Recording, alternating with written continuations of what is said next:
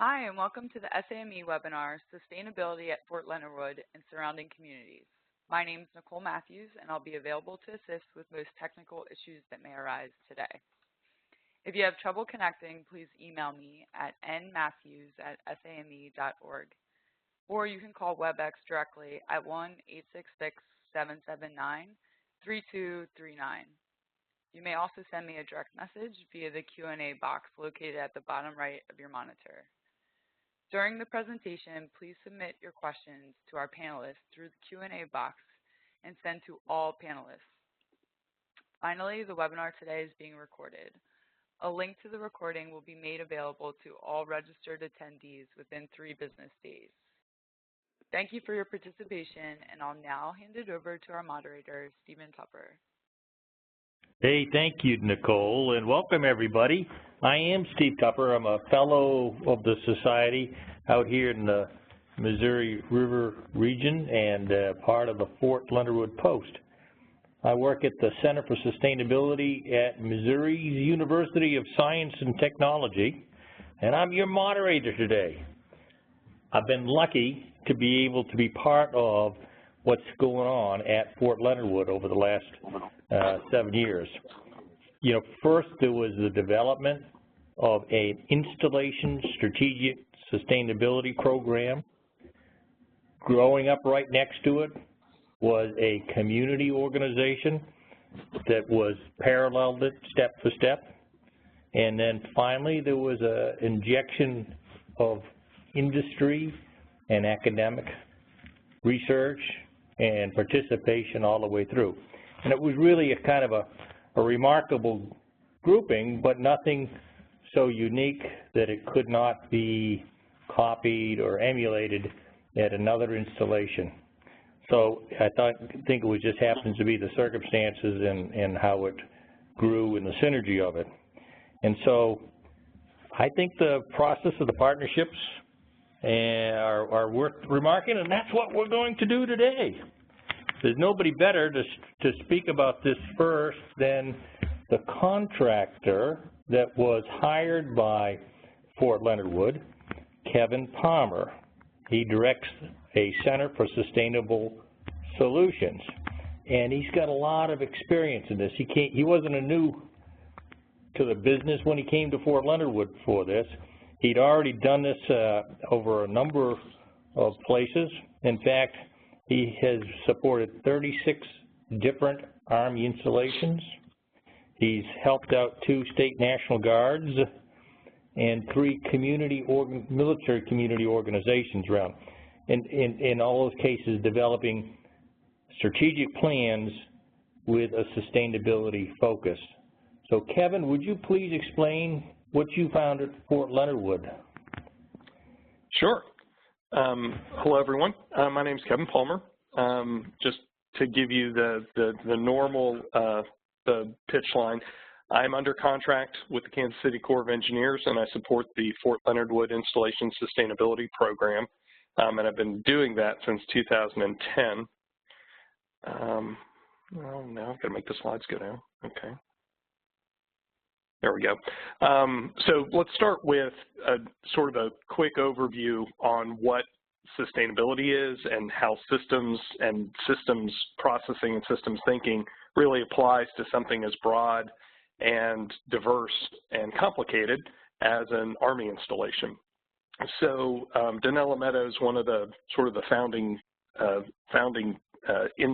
intellectuals on the topic of sustainability, defined sustainability or defined systems as a set of things and people and devices and molecules, whatever, that when put together function and have a pattern of behavior that is identifiable as a unique thing.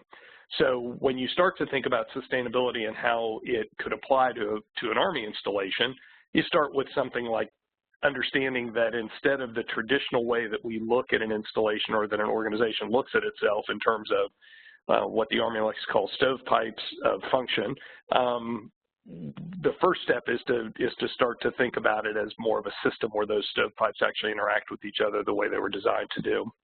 So for the Army, sustainability translates into a systems analysis or an evaluation of that system of the community, and then all of its components with particular focus on the resources. So how do we structure and operate that community or that system so that we can do the mission today in a cost-effective manner, but also without jeopardizing the ability of future soldiers or future garrisons to be able to support future missions. So that idea of sustainability starts with looking at the whole system, and that's what that strategic planning that Steve mentioned is about, is looking at that system, understanding how it functions, and then establishing a long-term vision for it that will take us to an end state where that installation is functioning in such a way that we're not really threatening the long-term viability of that installation by doing stuff today. And a lot of that focuses on resources, but as you'll see,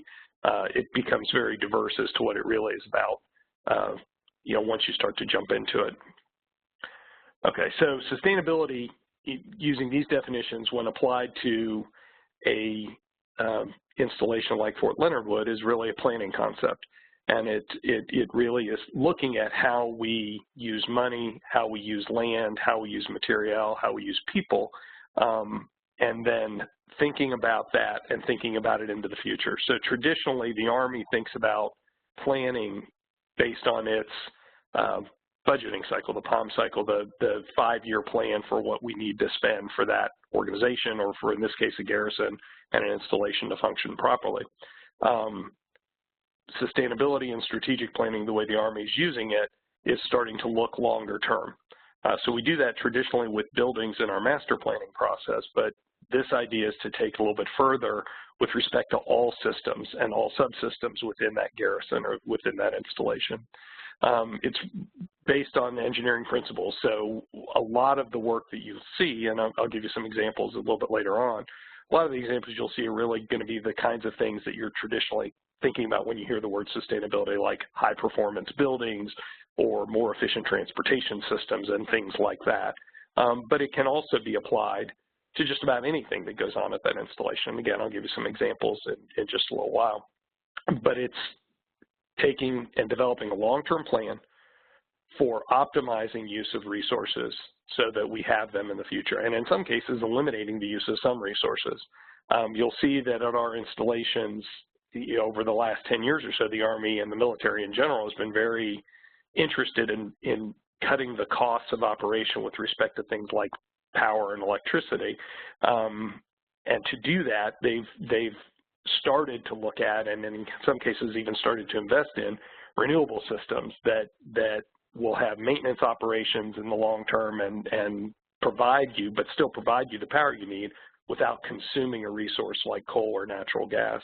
So this idea of optimization of resources is a foundation of this concept of sustainability, and how do we use resources so that we're protecting future generations. And we've done this in bits and pieces throughout the history of the Army, and some of the recent examples really are things like energy. We're starting to look more at water. Fort Leonard Wood has had some real issues with water recently, as we've had a fair amount of flooding, the most recent of which actually did a fair amount of damage to our water intake plant. So those kinds of things are what we're looking at when we sit down and look at that long-term strategic plan for an installation. The process that the Army has developed, and as Steve mentioned, I've been doing this for a while. This started back in 2000 with U.S. Army Forces Command. They were the ones who started this concept of looking longer term to establish a sustainability framework for their installations, or a strategic planning framework that was based on sustainability. And they've had a tried and true process. It is a multi-step community and stakeholder engagement process depicted here on the slide. These are not sequenced day to day to day. These really actually happen over about an 8-month to a year-long period. So it gives people time to think about what they're working on, and also gets them time to invite more stakeholders to the table to help fill in and develop that long-term strategic plan. So it starts with an initial visit where an installation learns about how this works, and many installations have gone through this. then the next time we get together, there will be a different set of stakeholders there. That first meeting is usually with the command structure. The second one is where they define what their challenges are. This is in essence a strengths, weaknesses, and opportunity and threat analysis session. So they sit down and figure out what it is they're good at, what they're not good at, what are the external things that are creating threats for the installation, and what are the things that are opportunities for them to excel. So that's usually a 1 to 1.5 day session where we sit down and hash all that out. And again, at the end of that discussion, we identify additional stakeholders who should be helping to define this path forward for an installation. The LOE development or the goal development session is really the big cornerstone session. That's usually where we'll get anywhere from 50 to 300 people, depending on the size of the installation that's going through the process. That planning process really is a pretty long, pretty detailed discussion about how we take challenges and translate them into end states, which then eventually become goals, or as the Army calls them now, lines of effort. So we get our closest couple hundred friends together and we define the path forward for the installation. That's usually moderated by either the garrison commander. In some cases, we've had the senior mission commander participate in this discussion as well. It just depends on the installation. After that, there will be at least one, if not more than one, objectives development. So they start with lines of effort, and then they develop major objectives and sub-objectives, and that'll be a subsequent meeting, usually at least a couple of months after that goal development session. And then after that, each team will get together again in a couple months later to define an action plan. So what are we going to work on for the first 5 years? There's then annual review and improvement and periodic updates to this, which is sort of an ongoing process, but we have at Fort Leonard Wood we just did a formal plan revisitation and update in 2016. So as you look at it, this is kind of the process we follow. As I said, this has been developed over the course of years at 40 different installations. Here's the list of installations since 2001 when they started actually getting boots on the ground to do planning. These are all the installations that I've supported. Doesn't mean that these are the only ones that have gone through this, but these are the ones that I know of and the primary ones. So I've been doing this for a while, and installations have been participating in it for a while. As I said, Fort Leonard Wood went through the planning process in 2010, and since then I've been helping them on the implementation side. Excuse me. So if you look at the product, these are the revised long-term lines of effort or strategic goals that the post has identified. So the line of effort really is kind of the scope of the goal and what they're trying to do with it. And then the major objectives really are the primary work areas that are supporting it. And then under these, there will be multiple sub-objectives. So last time I counted, I think we're up to like 180 sub-objectives or something to that number. And then under that, there are specific action plans. So this is a fairly detailed plan because there's another one of these slides right behind this one. So the first one, I'm just going to go through these quickly. The first one is on infrastructure. That's what you would traditionally consider what sustainable development is about. You can see that the team has focused on the buildings and how they perform, the services in terms of utilities and how well they work. Transportation is a big issue that they're trying to figure out. And then also land mass. So that first one is really about land mass and how do we delineate between cantonment area and non-cantonment area, and how do we ensure that we protect the integrity of our range areas for long-term viability of the post. Then we have some other things that you're going to see, like professional development and high performance and sustainable building principles. That's a major objective that's really focused on how do we get our DPW comfortable with these concepts so that they don't have to have external help to figure out how you build a building in a high-performance way, or how you work with the Corps of Engineers to ensure the building performs the way you want it to. The second line of effort is innovative and efficient missions, or effective mission services. This is really the logistics side of the base operation. This is an Army Material Command function in the Army, and you'll see and the Logistics Readiness Center that supports the installation on post is the one who really has leadership over this. So you look at it, what you see are efficient out-processing and deployment and redeployment, things you would expect to see for an Army installation. But there's some others here that are probably a little bit more taken for granted. Secure and sustainable food sources, number 2.3, is really quite a big deal. Fort Leonard Wood is the first or second largest dining operation in the Army system because of the fact that they do basic training, and basic trainees have to eat in their dining facilities. They prepare, 1 million meals a month or thereabouts. So that's a big deal. It's a big cost item for the post. But traditionally in strategic planning, you just assume that they're over there, soldiers are getting fed, but it's a good thing. But when you start to expand that view to look at the whole system, then all kinds of things come out of that when you start to look at things like food delivery services and how much of our food is purchased locally and how much of it is healthy versus processed and things like that. All critical considerations to the Army as they try to figure out how to make soldiers healthier over the long term, so that they're optimal for fighting the mission. And the third one is very much in line with what we're talking about. It's about community engagement, and Kent Thomas is going to talk a little bit about Sustainable Ozarks Partnership, but they are our partner outside the post that really provides that interface with the community, because you can have the thought of having a sustainable installation, but if it's not in the context of a sustainable community, that's just not going to work the way you want it to or the way you expect it to. Beyond that, line of effort 4 is service families, members, and civilians' resilience, body, mind, and spirit. That's really wellness.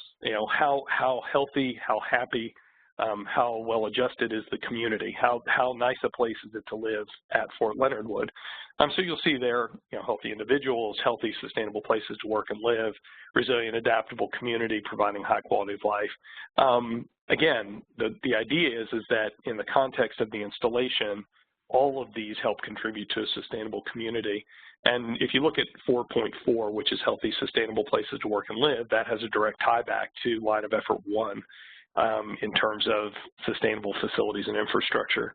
So if you look at the whole plan, you're going to see a lot of interconnectivity between the major objectives and the sub-objectives, because they are related to each other. And that goes back to the quote from Danilo Meadows I put at the beginning, is that these things work together. And if you're looking at them independently, it's a lot harder to try to think of them or make them sustainable without understanding the implications that has for other places and other activities on the post.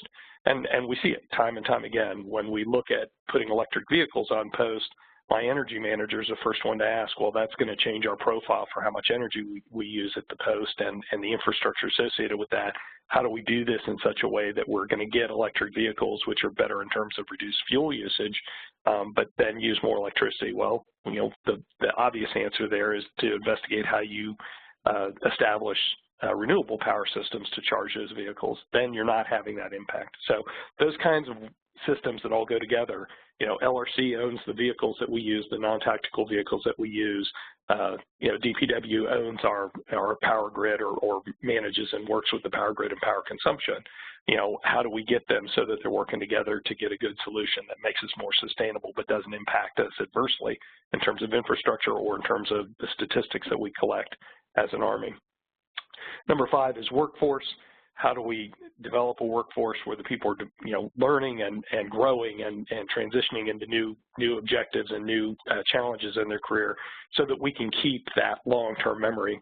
And this one is a particular challenge, I think, for not only the Army but companies in general as well.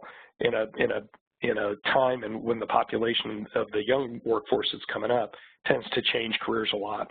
So the idea is, how do we start to build this, if you would, the bench for an installation, so that people really can serve multiple roles and they can transition to new jobs and have new challenges. So the last one is, of course, the most important one. They're all important, but one of the ones you would expect to see as a critical concern, which is the training ranges and lands. How do we ensure that the training lands are functional and can provide us with everything we need to meet the mission now and into the future? And how do you project out to think about how those ranges will support 10 and 15 years down the road new munition types, new weapon systems that may be longer, harder, faster, louder, and present new challenges when you've got a community surrounding you that's always developing and changing. So when you think about an installation, its ranges, and for an Army installation, are one of its critical assets. How do we protect them not only in terms of the natural resource that they represent, but the military mission in terms of how we protect them for long-term use and adaptability to new missions. So when you think about all of this, these are the 6 lines of effort that the installation community and our stakeholders and partners outside the fence came up with. This is kind of the focus that they've had. And this, as I said, was an update of the first 5-year plan. We have a 25-year plan. Our goals are 25 years, but we've got increments every 5 years. And I believe the number, I don't have it right at hand, but the number of the tasks or the sub-objectives that we completed in the first 5 years was about 75 to 77%. The ones that didn't get completed, most of them got rolled over. So, but this is, as I said, updated last year. So here's just a handful of the different ISSP initiatives that are ongoing that resulted from the planning process. I'm just going to mention these and a couple of factors about each of them. I've tried to identify the lines of effort that they apply to so that you can get a feel for how they go together. As I mentioned before, Fort Leonard Wood has had some issues with flooding in the region, and it has created some risks and some problems for the installation. So one of the things I've been focusing on the last few years is evaluating water security and resiliency and conservation. They've had some studies being conducted by the Engineering Research Design Center, the Construction Engineering Research Lab. It's the research component of the Corps of Engineers. They've been going through and doing a fair amount. They're currently looking at the water, or the surface water that provides water for the post, and they're looking at all of the uses up and downstream to better understand long-term potential risks associated with development and usage of that river, and how do we work with the community and the state to ensure that they understand what our demands are, because we use several million gallons a day, and make sure that we're meeting their requirements in terms of water quality and things like that. So, that's a pretty straightforward one, but it is a little bit broader. Instead of just focusing on compliance, we're looking at the longer-term viability of that water and then evaluating whether or not we need to have wells as secondary or primary backup for the water intake that we have on the river. Combined heat and power systems. One of the people participating in a barracks upgrade on post was coming to meetings, and he made the comment that, we're about ready to put in 2 new boilers in one of our barracks. Is there something we could do that's more sustainable? So the concept of getting these teams together periodically to talk, we do it on a quarterly basis, oftentimes yields very big issues that we need to address, and then the technical aid from the Corps of Engineers or from Searle can help them figure out how to look at combined heat and power as an alternative to a traditional boiler. And actually that one's in the process for getting funding from the Energy Conservation Investment Program, or I guess it's changed the same, Energy Conservation and Resiliency Investment Program. So that one's ongoing, but all of it started with the planning process and then eventually engagement by some of the engineers on post through the program, the sustainability program, to sort of figure out how to go about to do it and then get it programmed in. We're also looking at things like regional energy opportunity. We have been for quite some time trying to figure out what regional or renewable power we have in the region. Some of the communities in the area have built renewable power systems, solar power systems that they're using. We're looking at a biomass plant. The state, Angie can talk a little bit more about this. I don't know if she's planning to or not, but the state is funding a study to look at biomass, and that potentially could be something that the post would be interested in purchasing the power from, or even hosting it. A lot of different options there. High performance, sustainable buildings. Early on in the process, the Corps of Engineers and the post worked together to submit an advanced design for an AIT barracks and that actually was an award-winning design, and it then influenced the standard design for Army AIT barracks, or Advanced Individual Training Barracks, and the first one of those built to this new standard, the LEED V4 high-performance sustainable building, is nearing completion, or if it isn't completed already, at Fort Leonard Wood. So the first one was built on post.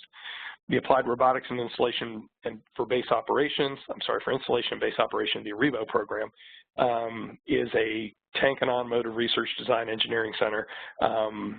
The TARDEC, which is a research component of the Army Materiel Command, they're working on robotics and robotic vehicles for use in not only non-tactical, but eventually tactical vehicles. In fact, I think they've already done some of the tactical vehicles, but this is basically driverless vehicles. They're just gearing up a demonstration that'll be done in Fort Leonard Wood. Again, this resulted from the planning process, and then we went and found that AMC actually had a robotics program, which wasn't a surprise, and that they were interested in getting case study examples. So there's a couple of buses that are coming over the next couple of months with the goal of having more buses so that we can actually use automated vehicles to move the soldiers around the post or move visitors onto post. Lots of different opportunities there. All of that giving AMC a proving ground for how these systems can work when they're going to be engaged with non-automated systems, and hopefully also in forward areas. So secure, resilient food shed, I mentioned that before. One of our big pushes, both for mission services as well as community wellness, is how do we get and track the purchase of more locally grown foods, organic foods, free-range beef, and all of those kinds of things. How do we get those into our feeding operations, whether it's dining facilities or the commissary or the hospital? Under that program, a local partner of ours, Pulaski County Sheltered Workshop, established a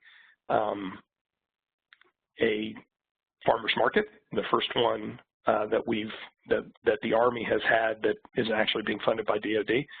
That farmers market's in its third year. So if you're in the area on a given Friday, you might go check it out. Regional partnerships and sustainable development, Ken's going to talk a little bit more about that. Veteran to farmer training is really part of our Soldier for Life initiative. How do we get interested soldiers into, or interested veterans into, programs and get them to learn how to farm if they're so inclined to do so? A lot of good information out there, both anecdotal and scientific, that gives an indication that farming can be very therapeutic for certain types of PTSD sufferers. So that's been a big push for the military, along with a lot of other ways of getting people to transition from the Army into the non-military world. Workforce development is ongoing. Got lots of different things, all the kinds of stuff you would expect, but really they're focused on how do we build our workforce and how do we encourage them to stay in the system and then learn and grow and advance. Sustainable land use in terms of protecting our training buffers off the post. Those are critical programs that the Army already has. The Army Compatible Use Buffer is the specific one, but the post has specifically been looking at how do we do that through farming. So that, how do we encourage farmers to keep their land under till, especially those close to the post? And one of the ways we're looking at it is this regional food shed concept. So if we're buying their food and they're making better livable wages off of that food, then the theory will be that will help keep that land under production as opposed to moving it into something else. So again, this is a lot more complicated than I'm making it, but all these pieces kind of fit together. The last one I've got on there is really kind of exciting. We've started again with the Construction Engineering Research Lab. We're looking at unmanned aerial systems as a means for looking through and monitoring and evaluating the potential for understanding where we have land issues in terms of land degradation or range degradation based on using an aerial system. So the idea behind it is fly a drone over instead of sending someone else downrange to look at erosion problems or condition of training area problems. And we're in the process of doing that right now. It's mostly about getting air certification, airworthiness certifications more than anything else. The systems exist. Searle's done a great job of putting a pretty rigorous set of detection capabilities on these drones. These are small private sector purchase drones. They're not military drones. that you can then evaluate how well the land is doing and look at like that. We're looking at all kinds of different applications for that as well, including looking at our facilities and seeing where they have leaks and things like that. So IR makes it really useful. In any case, a lot of different things. This is just a handful of projects. There's dozens of others that they're working all at the same time. Okay, so why aren't we going down?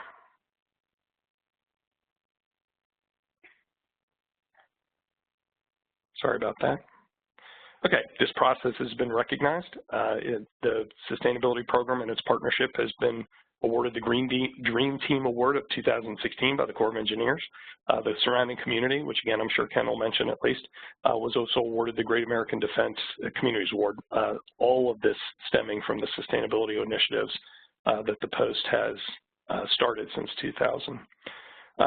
You might wonder why sustainability and the military go together. If you look at the military, you'll see that, if I can get these slides to work right, you'll see that, well, it's not working for me. Normally you would see that there's dots appearing, but 97% of our population lives within 100 miles of a military installation. So using them as a lever for sustainable behavior is not only important to the installations, but it's also important to our communities. So that relationship between the Post and their surrounding communities is a critical one. And I'm going to turn it back to Steve, so if there are questions, we can ask them. Steve? Kevin, thank you very much. That was, boy, you have a comprehensive approach to it. It seems to me done that. We're going to ask for anybody to have questions at this point. You can submit those specifically against Kevin's, but while waiting to see if any of those came in, Kevin, you really mentioned that this whole thing is the idea of sustainability is really down long-term planning. And Fort Leonard Wood has been through a 5-year plan already, and you've now essentially done the full review, and so you're in your second 5 years. Are other installations that you've been working with still working on their sustainability since they did their initial planning? Yeah, I mean, if you look at that map that I showed early on in the presentation, the one that had all the different locations, I'd say probably 30%-ish of those, 30 to 40%. I don't keep in touch with all of them because most of them, or many of them, my role was to help them with planning, and then I moved on. But a good number of them, say of the 40, so maybe 15 of them are still working on it, which is pretty good rate given how installations do strategic planning and how often commanders leave. I'd say 12 to 15 of those installations and communities and guard organizations are still working on sustainability. Now in 2002, or 2000 as you mentioned, and then certainly 2010 when you started Fort Leonard Wood, the idea of the Army being sustainable and even zero footprint installations, that was a thing.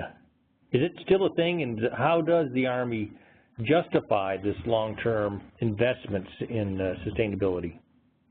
Yeah, I think it is still a thing. It changes names. Right now it's being called resiliency. Before that it was called net zero. Before that it was called sustainability.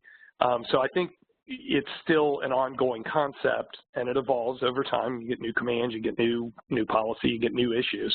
But it's all basically the same thing. How do we make our installations function over the long term so that we don't face bigger issues down the road? And I think a lot of installations, whether or not they do it through their strategic planning or some other way, are working on these concepts because they're getting hurt by the fact that you've got too much development around your boundaries, or that there's a new weapon system that's coming out that has a different noise profile than we had in the past, or that there's a large turnover in the staff, or that power is really expensive. How do we reduce the cost? Conservation isn't the only thing that's going to get you there. So I think parts of this get worked on continuously.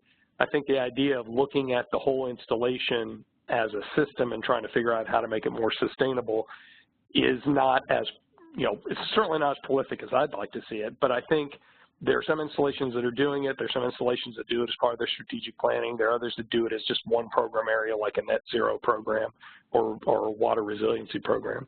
But they're working on it, and I think a lot of that is driven by necessity. I think where the installations have got these plans and they're looking a little bit forward into the future, they're able to predict some of these problems and cut them off before they become too urgent.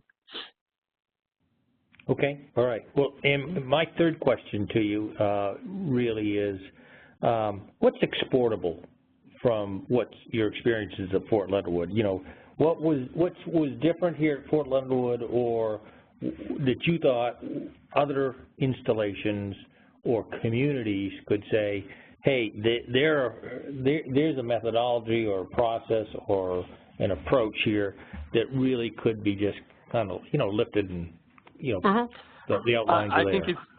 I think it's easy enough for the planning process to be lifted. I mean, it's based on the Army's long-term strategic planning concept that they've had around, prior to 2005. I mean, they've been talking about the ABCD model, and that's really what this is. There's a stepwise process for defining the challenges that an installation faces and then establishing a strategic plan. The exportable part from the sustainability component is just really expanding that process to look a little bit further down the road and try to look at systems a little bit broader. So when you look at a traditional campaign plan or strategic plan, you won't necessarily find quite as many topic areas as you would in the Fort Leonard Wood plan or the Joint Base Lewis McChord plan or some of those. But that's really that's the exportable part, right? Strategic planning is something that the Army has done historically. They have a process for doing it. The exportable part is taking that little bit longer look. Don't just worry about the short-term funding cycle. Worry about the installation over greater time, because then that can help you drive decisions in the short term that will put you in a better position 10 or 15 years down the road, as opposed to, hey, we got this problem, let's put a big Band-Aid on it and then wait for it to break again in 5 years. So I think that's the exportable part. In terms of the other thing that is a unique to Fort Leonard Wood that I've seen is the idea of quarterly meetings. Once a quarter, the post gets all the teams together, and we walk through where we are and what we're doing. And that engagement is much more hands-on than I've seen in other installations. They usually do it project by project as opposed to through the plan. And so the next one of these is coming up the week of July 24th at Fort Leonard Wood, but we've been doing them every quarter now for 4 years, 5 years, almost 5 years. We've been doing that quarterly engagement, and that's really a big part of this in terms of getting people comfortable with it and getting them to trust each other. I mentioned food at Fort Leonard Wood. It took the dining facility manager 2 years to give me a number as to how much he spends on food annually, because it just never occurred to him that it was probably one of the most expensive line items that the Post has. Never thought about it. And it took him 2 years of coming to meetings every quarter and going, oh, I see what you're saying. Our partnership with the Pulaski County Sheltered Workshop, the folks that run the farmers market, came about because one of the people coming to our meetings, worked in human resources, and her son works at the Sheltered Workshop. I mean, he's got some learning and mental disabilities, and that's the only reason we knew they even existed. And she brought them to the table, and they've been a wonderful partner for us.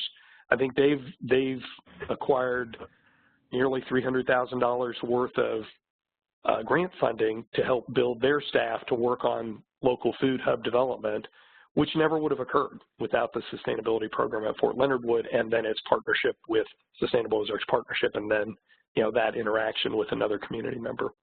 So lots of stuff is exportable here, but I think the primary ones are the planning process, which is really very structured and very straightforward, and the materials are very well developed. And if anyone wants any of that stuff, just give me a holler. I'll be glad to send it to you. And then that engagement strategy and that longer-term look as part of your planning.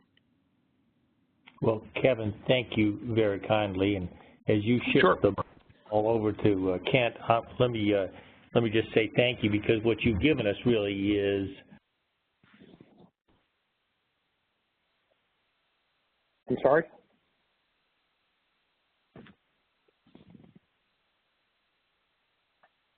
I guess I am now the presenter. Yep. And I think that we lost Steve, perhaps. So my name is the Mill of Fort Leonard Wood's perspective on the sustainability advantages were. Oh.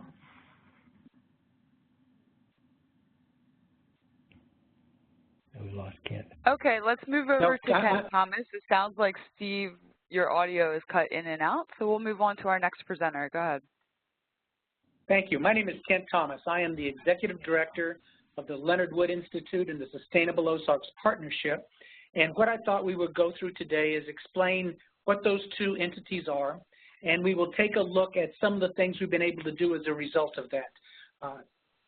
The Leonard Wood Institute was created by Congressman Ike Skelton and Major General Bob Flowers in 2006 as an effort to get technology to the Army as quickly as possible into the field and test some things that took, from Congressman Skelton's point of view, far too long to make it through the Army's procurement process. It was initially funded with an earmark that made a big difference as they did that, because everyone welcomes someone else's money to do what they want to do. But they formed this 501c3, and as it says in the slide, it was intended to better match what the three schools that were located on the post, the MP school, the chemical, biological, radiological, and nuclear school, and the engineer school needed in terms of what they were trying to do to deal with the situations they found themselves in Iraq and Afghanistan.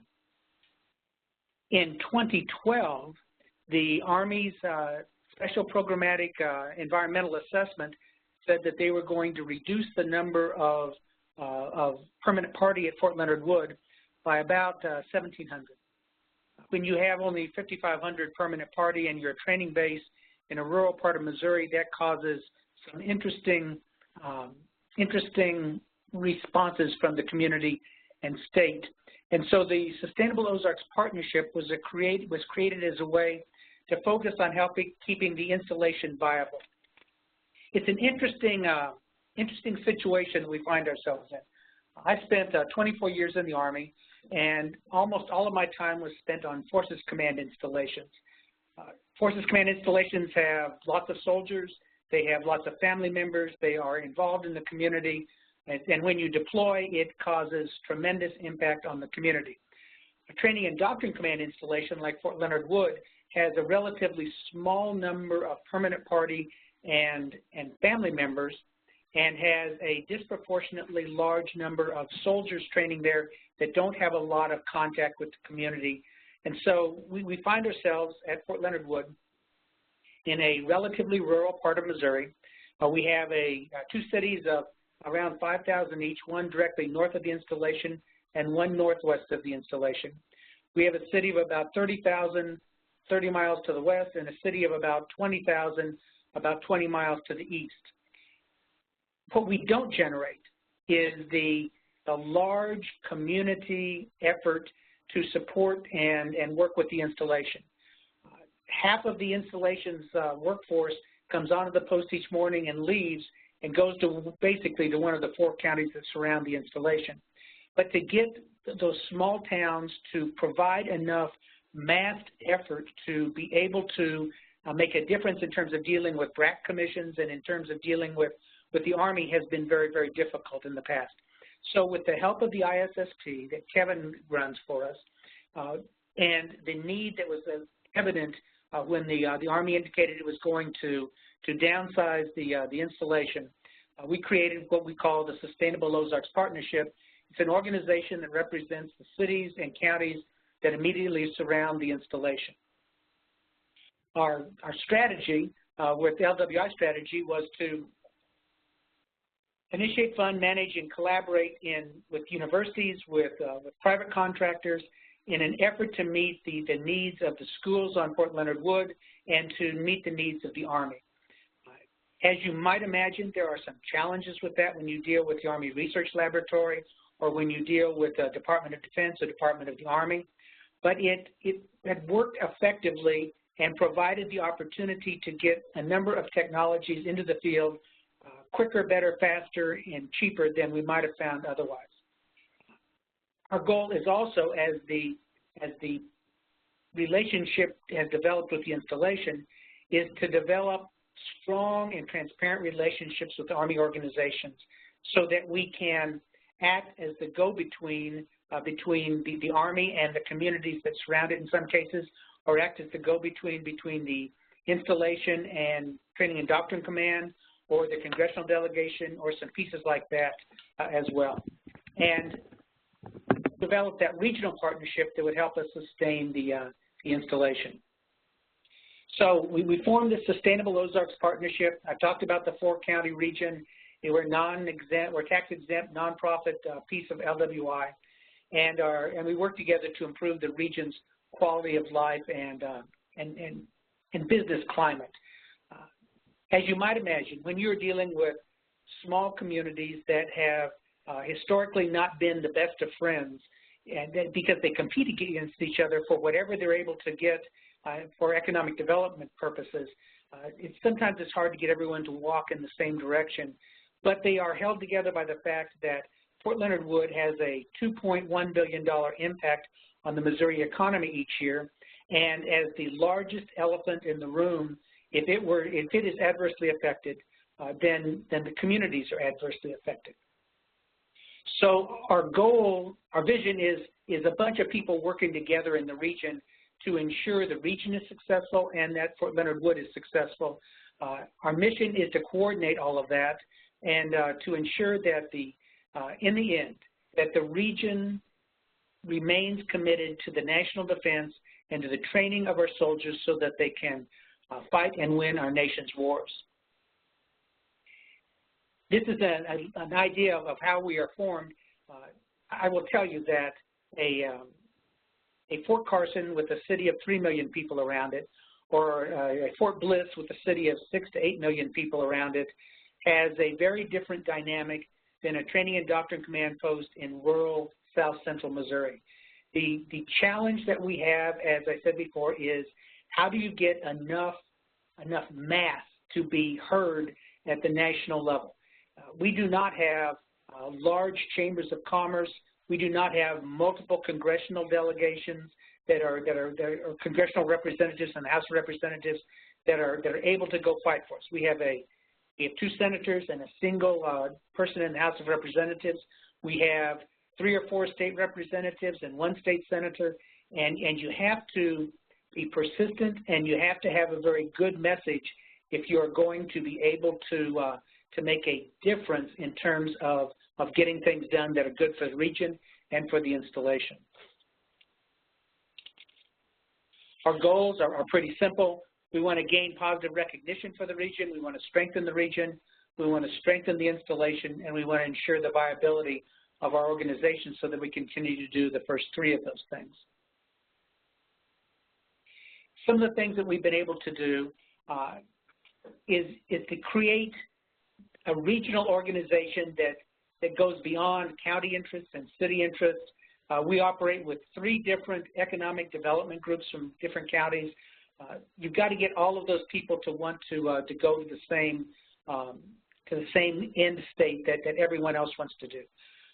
We were able to successfully mass the state legislature and state leaders on the installation to respond to the Army's proposal to downsize. We were able to coordinate with the legislature and get them to understand that we have to be represented at the state level. We became active in the Association of Defense Communities, and we have someone that serves on the board of directors there now. At one point, because we were a small installation and Army hospitals are expensive to maintain, there was a point where the Army wanted to take the General Leonard Wood Army Community Hospital and turn it into a clinic.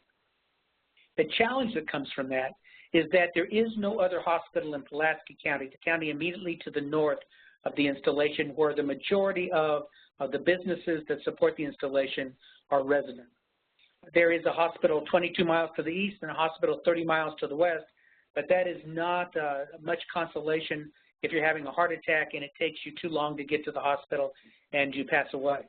So we have pointed out that in a rural situation, lots of times you need to have an Army hospital, and when you have the only live agent training done in terms of chemical warfare, that you probably want to have an installation hospital that is capable of dealing with that. And so we have made progress with that, and it looks like there will be a new General Leonard Wood Army Hospital built in the next 3 or 4 years.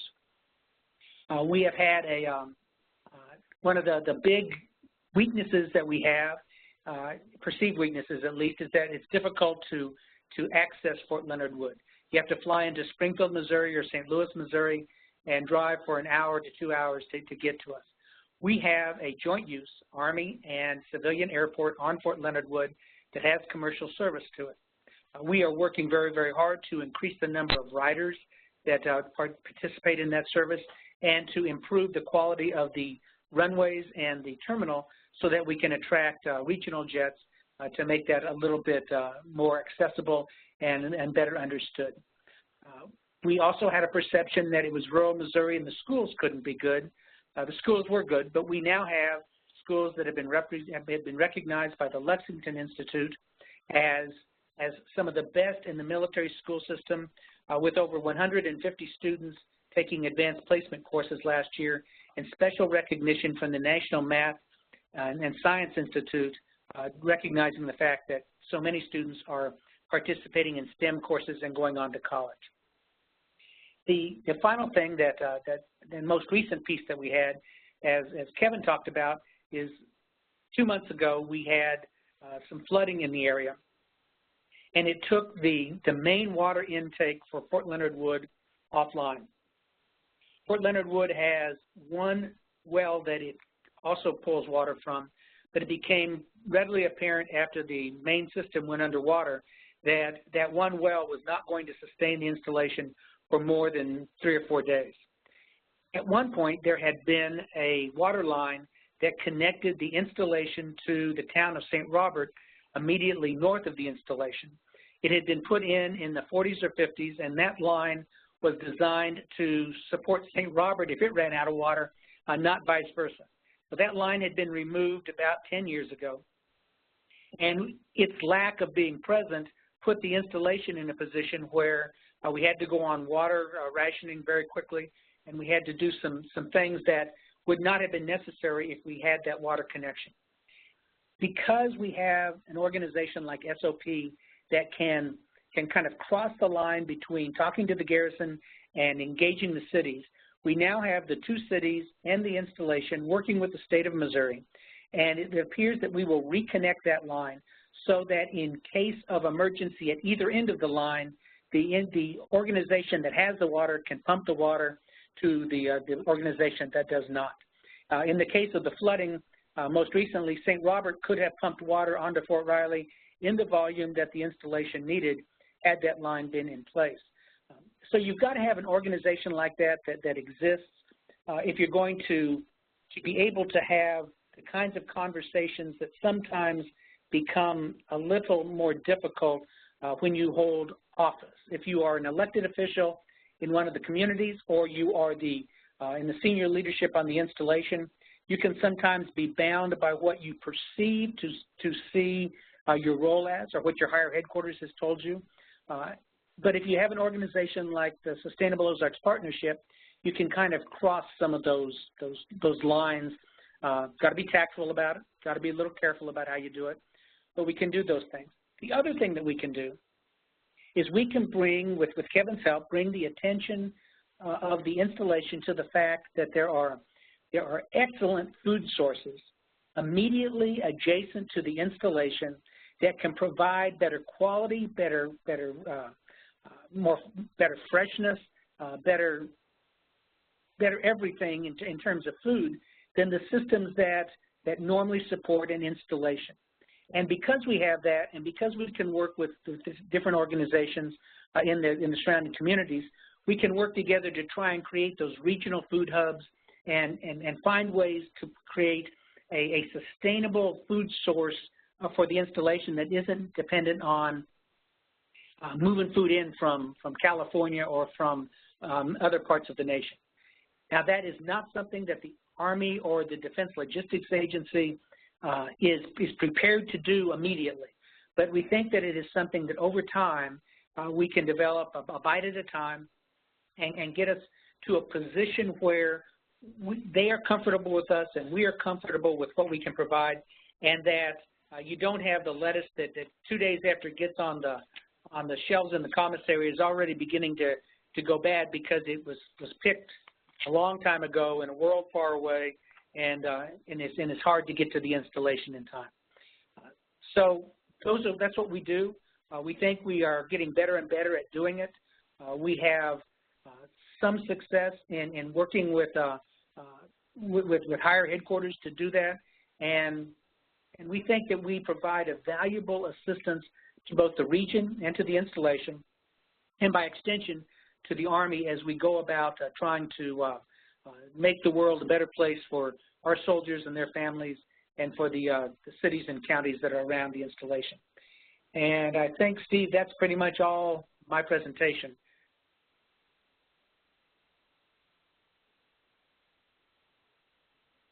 Yes, we don't have, so do we have Steve? Kent, can you hear me now? Yes, sir, we can hear you. All right, great. I apologize. I don't know how I faded out before, but thank you. After your, years as a garrison commander in Kansas at Fort Riley, and then your academic experience, it was wonderful to get your perspective, essentially the community's perspective of those folks that are around Fort Leonard Wood.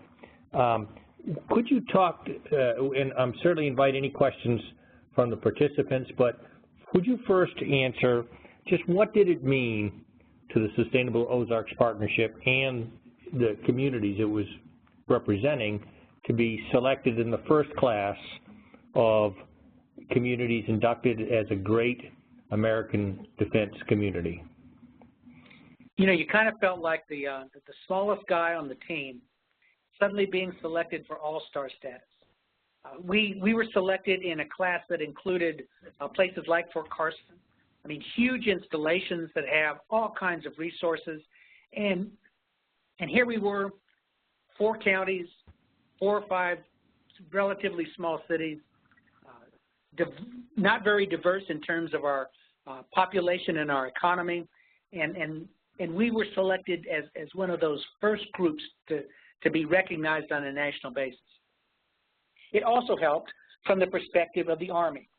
I like to tell people that the Army that I know is East Coast centric. You can go up and down the East Coast. It doesn't really matter that it takes you 2 hours to get from the airport to the headquarters you're going to. That's not considered to be remote, but the 2 hours from St. Louis here is considered to be remote. And so from our perspective, that recognition said, we're a player in what's going on. We are capable of doing great work in the middle of the nation, far away from the East Coast, and we do it with clean water, clean air, clean environment, virtually no endangered species, beautiful training areas, communities that support us, no encroachment. It just was a wonderful opportunity to be recognized.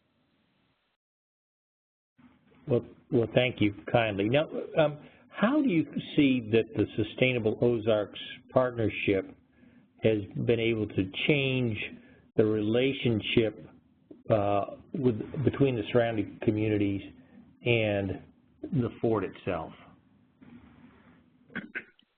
Let me go back to the water issue. We had pumps underwater on the installation. We had the mayor of St. Robert, who's a retired command sergeant major, standing in the garrison commander's office saying, I can get you water if you will let me do it. And we had the Directorate of Public Works had an engineer saying, well, their water doesn't meet Army requirements. Well, there are no Army water requirements. There's an EPA requirement that both the installation and the city of St. Robert meet. What we did is we kind of called foul. Not everybody talking together. And now we're developing this way to move forward. But had we not had an organization like the Sustainable Ozarks Partnership to do that, there would have been a great opportunity there for the garrison commander to get some information that proved to not be very correct, the installation to deprive itself of an opportunity that may turn out to be really, really good, and give the communities an opportunity to do something to support the installation. That's just one of the things that we've done, but it's kind of like the airport. The installation doesn't really need the airfield other than to support a National Guard helicopter organization there. But the installation would sure like to be able to get its soldiers and its leadership to other places in the United States faster, quicker, cheaper. And the fact that that airport is there and with the improvements that are being made, we think that we have the opportunity to improve the life for the soldiers on the installation, for their families, and for their leadership. But left without an organization that kind of walks between the two, I'm not sure we would ever gotten the two to talk together because their interests are so different, and the community is almost always perceived as wanting something for itself. The installation is often perceived as not paying attention to the communities because it thinks it cannot, and we kind of bridge all of that. It can be uncomfortable at times, but I think it works pretty effectively.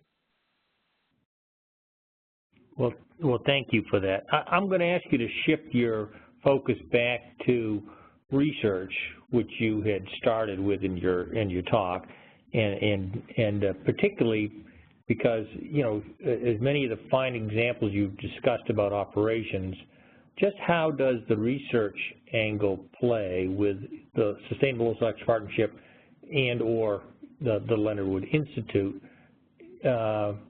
working with the research organizations that the Army's already invested in, that is, its research and development organizations, both Army Research Lab, ARO, or the Corps of Engineer Labs?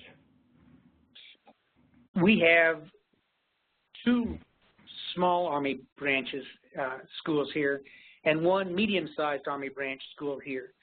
The schools that are here have, in my estimation, historically not gotten a lot of attention until their specific skill was needed. The Army at one point tried to do away with the Chemical Corps because they didn't think they needed it, and then every time we go to war and we're fighting against someone that has chemical weapons, suddenly it's very important. The engineers have fought for years and years to get the kind of equipment they need to be able to keep up with the armor, infantry, and artillery on the battlefield. The MP school is desired every time we want to do some EPW kinds of operations, or we want to do route security, but it is forgotten in the times in between.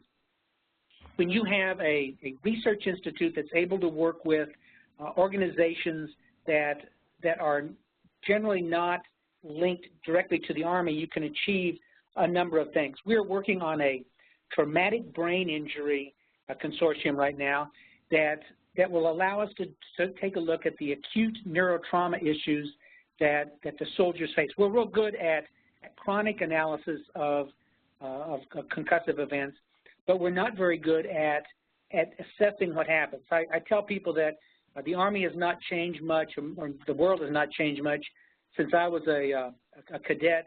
If you got a concussion, they took you to the hospital and stared at you for 3 days, and if you exhibited no indications of concussion, they sent you back to to train again. We have a researcher at the University of Missouri Science and Technology that believes he has developed a machine that can tag urine, and he's been successful at tagging it for cancer, so that you can take a urinalysis and determine if a person has cancer. He thinks he might be able to do that to see if a person has had a concussive event. We have another researcher at the University of Missouri St. Louis, if I remember correctly, and she has identified a chemical in the brain that within 72 hours of a concussive event peaks in the brain, causing, we think, the symptoms of concussion, and that at least in terms of lab animals, she's been able to keep that from peaking in the brain, and it has reduced the effects of what the concussive event had on the lab animals as compared to those that did not get the chemical reduced in their brain. We can work with the soldiers here, many of whom, because we have blasting that's done here, we have rollover training that's done here, we have regular basic training in AIT that involves some opportunities for concussion, but we can work together with the universities that surround the installation, at least in the state, if not nationally, and accomplish some things that might happen a little bit more quickly than if they were filtered, excuse me, if they were filtered through an Army research laboratory or an engineer laboratory or one of the Army laboratories somewhere else. And that's why we think we offer an advantage in terms of that. So it would be fair to say, even though the foundation of much of this had been in sustainability, it provides a vehicle that really allows a much broader array of interests, whether it's, you know, neurotrauma or, you know, UAVs or whatever it is to occur at Fort Leonard Wood, and those things are seen in a broad context as part of the resiliency of the installation. Would that be fair? I think so, and I think I might reverse what you said. I think that the ability to work on the sustainability issues that Kevin champions and that we work with him so closely together with probably came out of the research that we were able to do in the first 6 or 7 years when we had a congressional earmark, and we were able to generate trust and confidence that we were not here trying to represent industry. We were not here trying to represent any political interest. We were simply trying to support the schools and make sure the installation had its best opportunity to prepare soldiers for war. And because we weren't a threat then, we have some entree now into being able to talk to people that we might not have had if we were just seen as a community organization. Okay, and for the communities and other installations who are participating, would you summarize what you think are the key exportable lessons out of the Sustainable Ozarks Partnership experience? I think that we can demonstrate that small communities can compete pretty effectively against the big guys out there in the world. We are not a Texas that puts $3 million against fixing installations and donating things to them, or a Florida that puts $2 million against it. Missouri is not a wealthy state. But I think that we can demonstrate our value to the communities and the community's value to the installation and the installation's value back to the communities in a way that doesn't necessarily happen at other rural installations. Great. Well, I thank you very kindly for that, Kent. And now, as you shift the ball over to Angie, let me introduce another Society of American Military Engineers Fellow, Miss Angie Roloff. She directs the Center for Sustainability at Missouri's University of Science and Technology.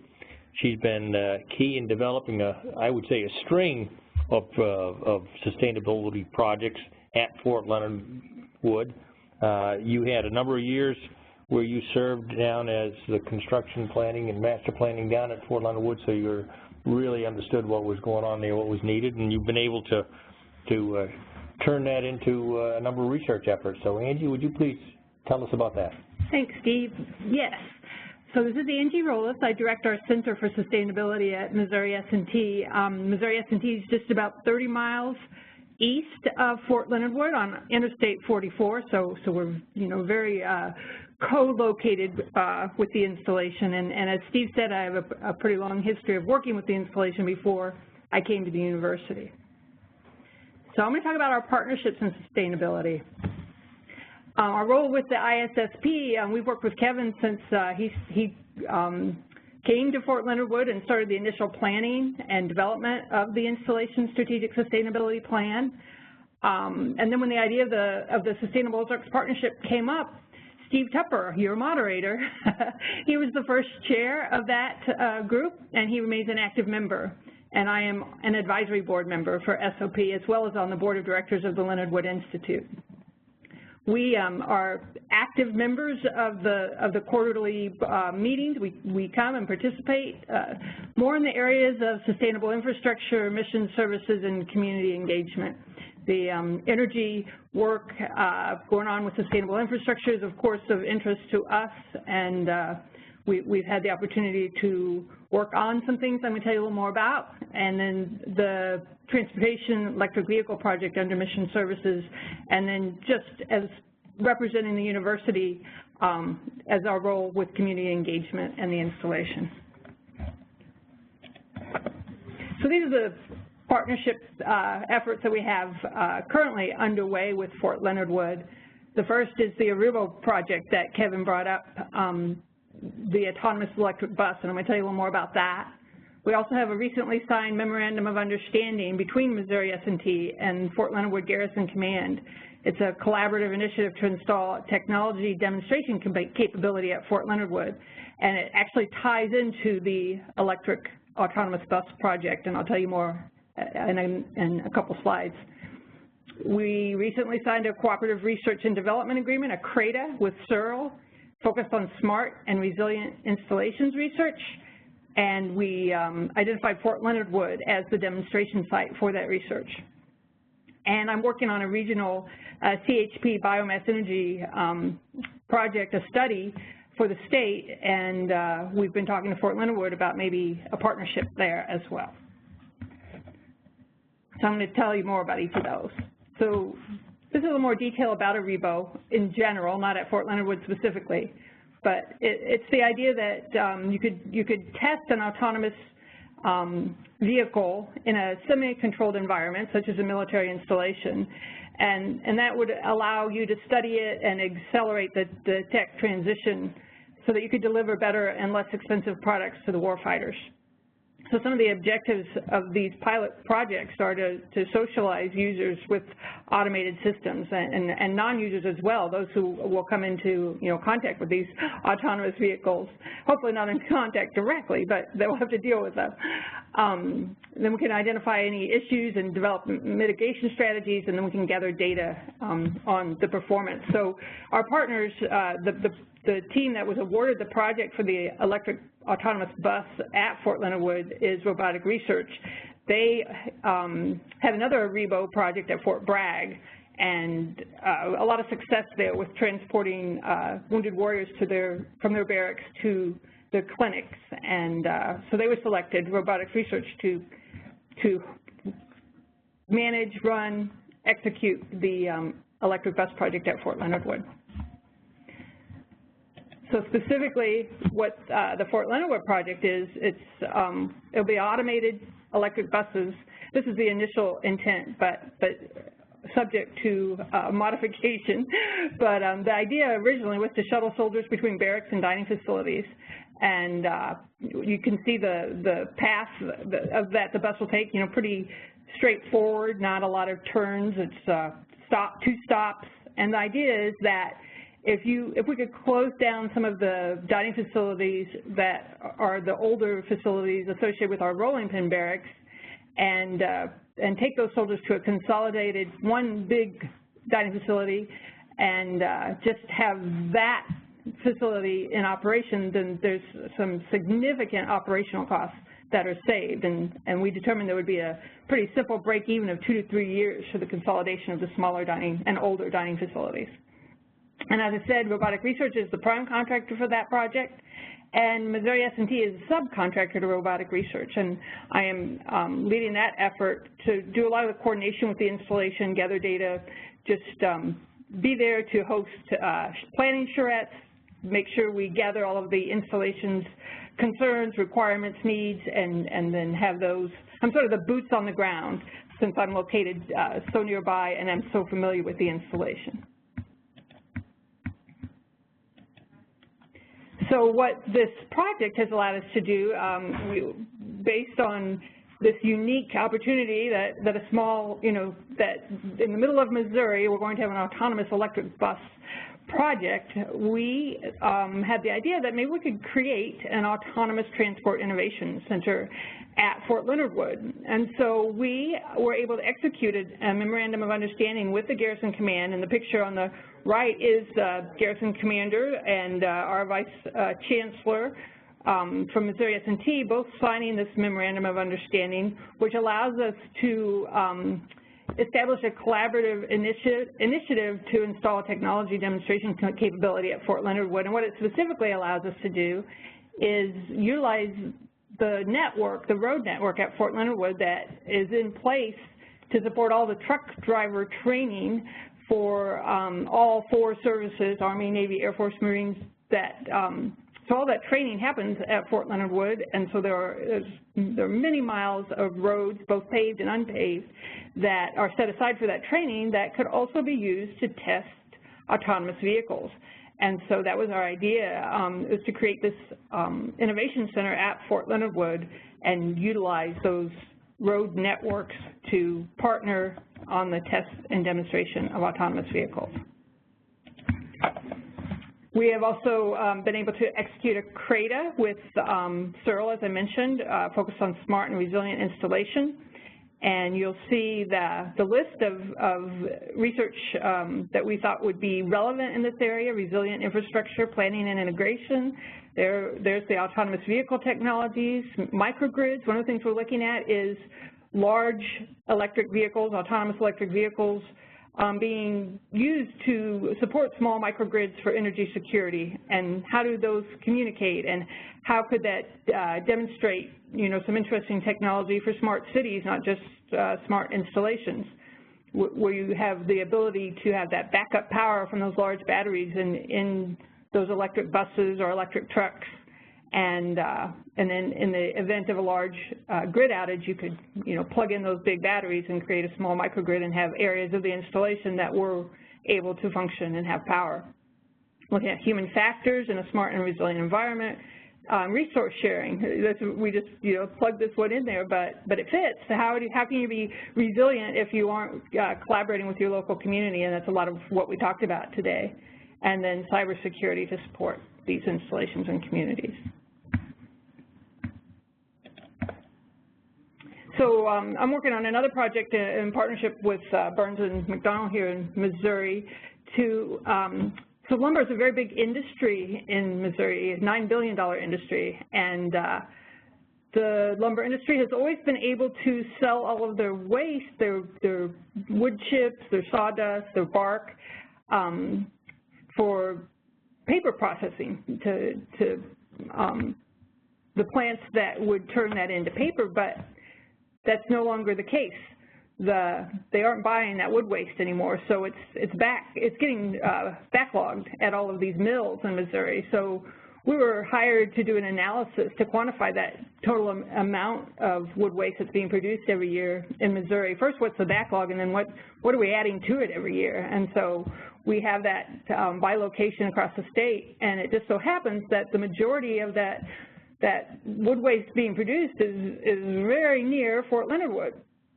So we're looking at different, technologies. What's the best market, and how could we use that for biomass energy? And then, what are the existing and potential markets for that waste in Missouri? And one of the things we proposed was what would be the potential for Fort Leonard Wood to use that as a secure renewable energy resource. And so we're in discussions with them and have a meeting next week just to talk about, you're right in the footprint of a majority of this this guaranteed feedstock of a biomass energy source. The state has a very strong interest in making this successful, so the State Division of Energy will be joining us at this meeting next week to talk about, what's the partnership capability here, what's the potential, for Fort Leonard Wood to solve one of their problems, to have a secure renewable energy resource while we solve one of these, it's an economic development issue for the state. So I think that's going to be a really interesting demonstration. Hopefully there will be, something that comes of it, but if not, just the ability to talk to Fort Leonard Wood and have this discussion, I think is really came out a lot of the work that Kevin has done and Kent with the Sustainable Ozarks Partnership to kind of put this at the level of, this is not just a Fort Leonard Wood issue, not just a state issue. It's something we could work together and maybe solve problems for both of us. And that's my short presentation. That's me and my email, and I'm open to any questions. Well, again, I'll invite participants to submit questions, but let me start with a few here. That is, what do you see as the specific role for Missouri S&T as a subcontractor on the autonomous vehicle? Well, I think so much of it is because you and I, and we have participated so much in the Sustainable Ozarks Partnership and attending those meetings. We're very, cognizant of the needs of the installation. Robotic Research, awesome company. We're really excited to work with them, but they are located in, outside of D.C. in Gaithersburg, Maryland. So they can't be here all the time, and they don't have the same knowledge of the installation that you and I have. So, my history of being planning division chief, knowing, many of I still have a lot of relationships with the people on the installation, so they're comfortable working with me, I think. And so we can be that boots on the ground, listen to what the concerns of the installation are, relay those back to the contractor, make sure that, it's a good open, a good communication relationship, and that there aren't any surprises to the installation, and that the contractor delivers, what is intended to be delivered. So serving as an expediter and a coordinator for those guys there. Exactly. But there's technical contributions to be made, by folks, and in fact, is there room for others to make technical contributions, particularly those in industry? Well, the goal when we develop our Autonomous Transport Innovation Center is to bring in industry partners, and it would be a consortium of sorts, with the idea that if we do some shared, where it's open IP, it's not the very specific thing that's going to make your company stand apart, but some of those issues that need to be solved, earlier in the process with autonomy and electric vehicles, that you could do some of the shared basic research and in a consortium setting using, a secure location to test and demonstrate those vehicles. That's exactly what we'd love to have as industry partners. We also anticipate, researchers from Missouri S&T and other universities in the state participating in that consortium, because there's still a lot of research that can be, executed around this, and that's sort of the goal, not just the demonstration, but the research and solving those problems. And we've got, such an awesome team of researchers here at S&T that are doing work in this area, in whether it's in computer science, electrical engineering, systems management. We have that expertise to bring to the table. So the initial part that S&T is playing is coordination, but we anticipate there's a follow-on research role. Okay. Could you tell me more about the role of the Engineering Research and Development Centers? They're a Corps of Engineer lab, but they're not a funding mechanism. Is that right? That's exactly right. That CRADA, what it allows us to do is partner together to look for funding opportunities and to say, together we have similar interests. There are issues, skill sets that we bring that bring, that sort of strengthen what each brings to the table, and then the ability to partner and utilize the infrastructure at Fort Leonard Wood to demonstrate some of these technologies is what I think makes this very unique. If it was just S&T saying we want to, pursue a specific research project that's maybe funded by the military, what sets S&T apart? Well, it's a little bit different if we're partnering with Searle and have a military installation where we could demonstrate, the research that we want to do. And that's not just the, the autonomous vehicles. That is that idea of resilient, smart and resilient installations, and microgrids is a big piece of that, and how these electric vehicles could be a part of a microgrid for an installation. Okay. All right. And again, I don't see one more question come in, but I would ask you, because now you operate the sustainability for the campus, which is a major institutional neighbor of the fort, and of course we've been deeply involved in what the fort's doing for sustainability. Can you quickly draw some parallels between what's there and what does the university get out of being associated with the fort sustainability effort, and vice versa? How do those two sustainability efforts sort of parallel and provide synergy off each other? Well, I think that's a great question, and the relationships we've developed and the just being nearby, I think, opens the door for us to invite each other to come to the table and participate in things we're doing. We have a microgrid research consortium, and we have the members of the Fort Leonard Wood, Maneuver Support Center of Excellence that are participating in our microgrid research consortium. They're advisory members. but the military certainly has had a lot of experience dealing with microgrids, and the CBTech site at Fort Leonard Wood actually, has a microgrid demonstration. So I think there are definite synergies, just even from campus sustainability point of view, simple recycling efforts. Our students, we work with a student group called Eco Miners. Some of those students helped Fort Leonard Wood do a waste study working for Searle over the last summer. So I think we have the ability of being nearby and being a resource to the fort, and then we've learned a lot from some of the things the fort has implemented, and our participation in a lot of those meetings. I think we've learned things that we can utilize here on campus as well. Okay, and so would you say that what out of all of that would be the most exportable to either other, institution partners near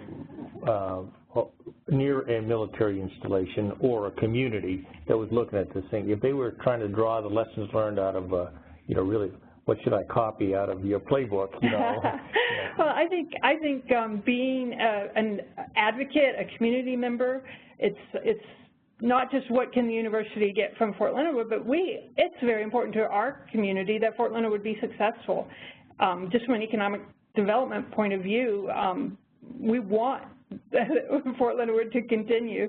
So I think if we're in a similar situation and just be an active community member, if there is an opportunity to support what's going on at a nearby Army installation, be there, support it, and then develop those relationships and recognize that if you're a research university and you have skills that you can bring that maybe could solve some of the problems to at a nearby installation, speak up, be willing to help, and I think you'll find some interesting partnerships and ability to share that expertise. Okay, well, thank you very kindly. All right, we have a question, or really a set of questions here from Mr. Biddle, and I'm going to ask Kevin Palmer to help me respond to the first part of the question, and that is, he's asking if the expertise of the panel can be drawn upon as he looks at other installations who are interested in working sustainability. And I suspect at least that part of the answer is, well, Kevin is a contractor and he works on multiple at once. And so, Kevin? Yeah, I mean, I mentioned this before. If there's anyone who's looking to try to figure out some of this stuff, I'd be glad to share materials. It's all Army material. They paid for it. So I'm happy to, share information if you got specific questions. As long as you accommodate my schedule in terms of traveling, I'll be happy to chat with you about it. It's not a big deal. Yeah. Now, and Kevin, could I ask if others are interested in sitting in on one of your quarterly ISSB sessions at Fort Leonard Wood, would they be welcome? I think, the question is the answer is basically yes. Historically, that's been allowed, but we just need to clear it with the post. I mean, so if you're working for the military and you're coming and you would like to participate in a meeting, the answer will be almost categorically. I would think that the answer would be yes. But the proper way to do it is just ask, and I can put you in touch with the people if you want to ask and participate. That's not a big deal. But we've had people from other installations attend before. I just can't say yes for the post, but historically they've said yes. Good. Well, I thank you for the answer, Kent. I'm going to someone asked the same question of you, but I'm going to also ask about the August 24th annual meeting of the Sustainable Ozarks Partnership, whether folks who are participants, if they were interested, may they attend? Oh, yes, we would love to have them. There is no cost. It's August 24th, begins at 9 o'clock in the morning. It ends around 3 o'clock in the afternoon, and it will be held at the Ark in West Waynesville, Missouri. And the other part of his question really had been the work that's going on now at Fort Leonard Wood is, and I'm interpreting it as the research, but that may be broader than that.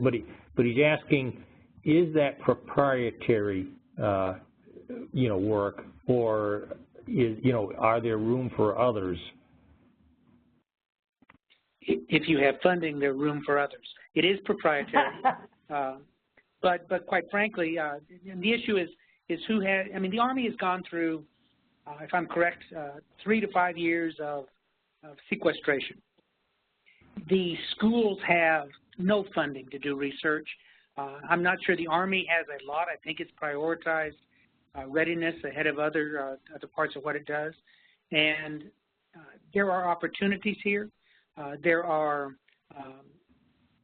is proprietary research being done, but there are places where people can participate and can join that they would be welcomed if they had the funding to support it. Okay.